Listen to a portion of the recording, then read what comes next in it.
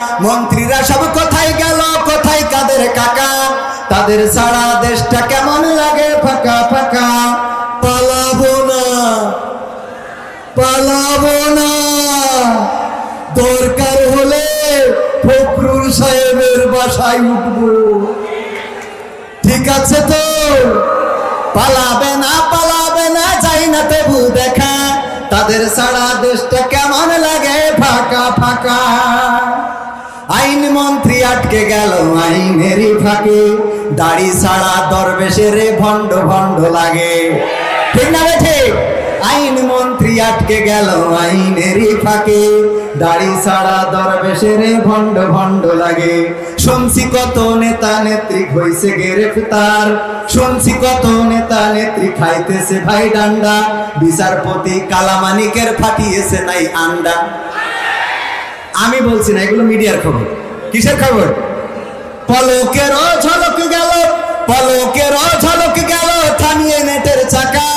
তাদের সারা দেশটা কেমন লাগে ফাঁকা ফাঁকা, ওদের সারা দেশটা কেমন লাগে ফাঁকা ফাঁকা। কই গেল সেই সংসদেতে মমতাজের গান, কোথায় গেল হযরত বলা শামীম ওসমান? ঠিক না ঠিক? পীর ওলিয়া উলিয়ার পর্যায়ে পৌঁছে গেছে, কিন্তু 6 তারিখে কি হবে 5 তারিখেও জানে না, কথা কয় না। এই সব পীর দিয়ে হবে। গেল সেই সংসদেতে মমতাজের গান, কোথায় গেল হযরত বলা শামীম ওসমান? ইনু মেনন দীপু মনি আছে কারাগারে, পাপ করিলেও পাপ কখনো ছাড়ে কি আর তারে।